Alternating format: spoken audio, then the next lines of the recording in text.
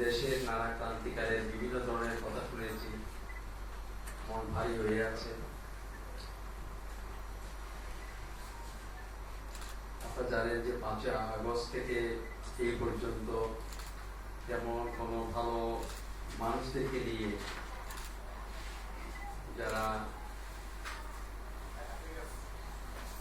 যাদেরকে স্মরণ করা উচিত, যারা স্মরণীয় এবং বরণীয়, তাদেরকে ভাবনা বা তাদেরকে নিয়ে বলার তেমন কোনো সুযোগ হয়নি। আজকে আমার এমন একটা সুযোগ আসছে যে যেখানে আমি কথা বলবো, যে আমি এখানে আসার যে সুযোগটা পেয়েছি, বিশেষ করে আজকে যার স্মরণে আজকের এই অনুষ্ঠানটি, তিনি তো আমাদেরকে ছাড়িয়ে গেছেন, তিনি আমাদের মধ্যে নেই, তারপরে তাকে আমরা স্মরণ করছি নানাভাবে।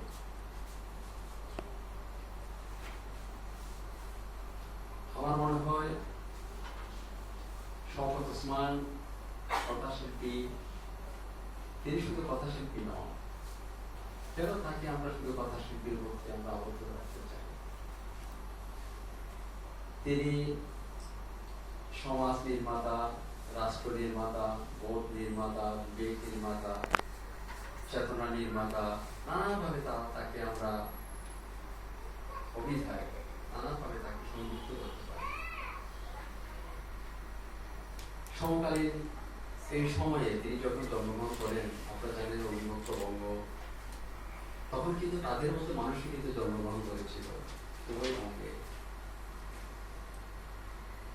সমকালটা মানুষকে অনেক দূরে নিয়ে যায়, তার চিন্তা চেতনা ভাবনাকে, তার স্বপ্নকে, এবং ওই সময়ের মানুষগুলো কিন্তু সার্থক হয়েছে।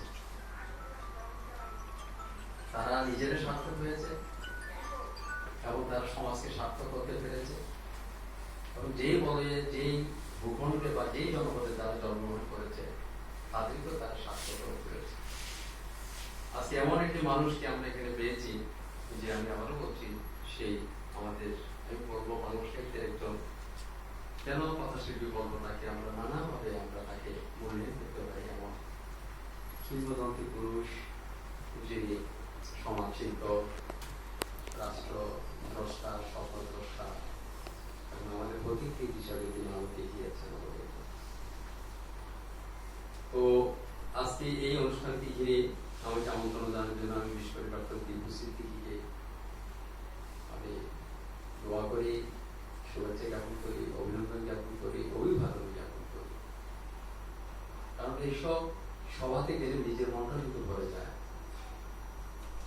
কারণ এখানে হৃদয় বৃত্তির, জ্ঞান বৃত্তির, বিদ্যা, বিবেক, এবং এখানে একটা মানুষকে স্মরণ করার যে নানাবিধ মানবিক গুণের প্রকাশ, এই মানুষটি কিভাবে বেড়ে উঠলেন, তিনি সমাজকে কতটুকু দিলেন, আমি কতটুকু দিতে পেরেছি, সমাজ ভাবনা সম্পর্কে তার অবস্থান আর আমার অবস্থান, আমরা এগুলো কিন্তু নির্ণয় করতে পারি।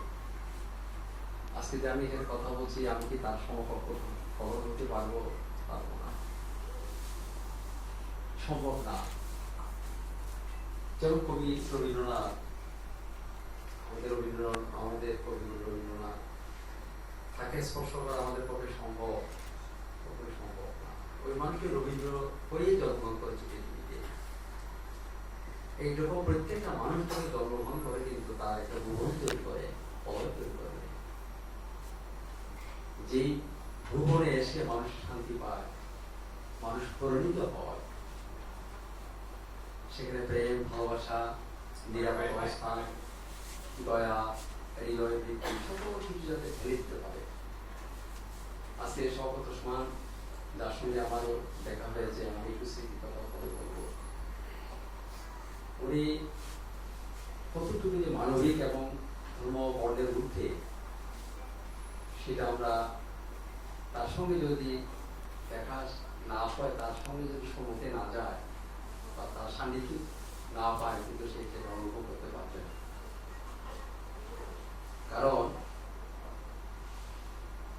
তিনি ছিলেন সবকিছুর ঊর্ধ্বে। একটি সমাজে বসবাস জন্মগ্রহণ করার পরে কিন্তু সেই সমাজ সম্পর্কে তিনি ছিলেন অত্যন্ত সচেতন।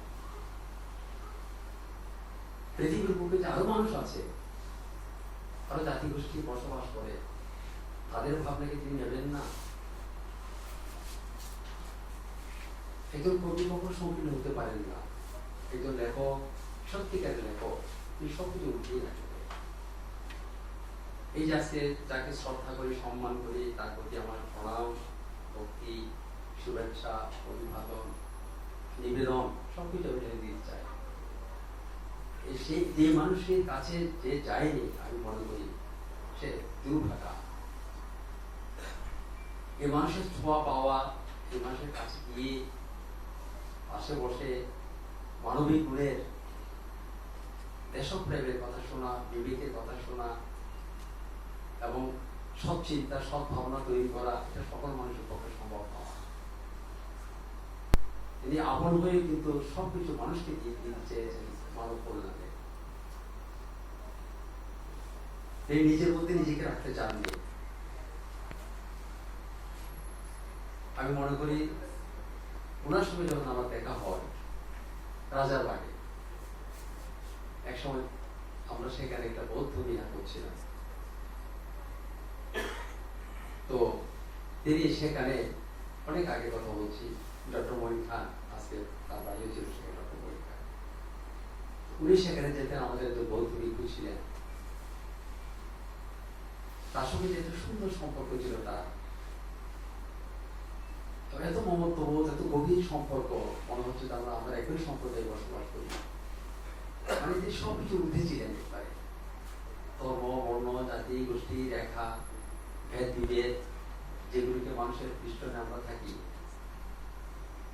সবকিছুর ঊর্ধ্বে কিন্তু তিনি উঠে গিয়েছিলেন সেরকম। আমরা যদি মনে করি আজকে যে বললো 108, অবশ্যই তিনি জীবিত থাকলে কিন্তু আমরা জন্মবার্ষিকী পালন করতে পারতাম 108 বছর।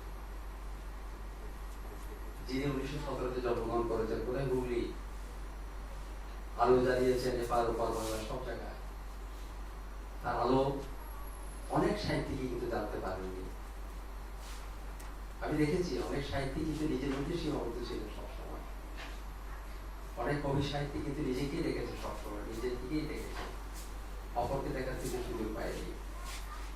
আমাদের কবিবর, কথাশিল্পীবর, সমাজের দর্পণ তিনি ছিলেন, বিবেক বোধের জাগরণ ছিলেন তিনি। এমন একটা মানুষকে পেয়ে কিন্তু আমরা সেইভাবে সম্মান দিতে পারি নাই, আরো সম্মান দেওয়া উচিত ছিল।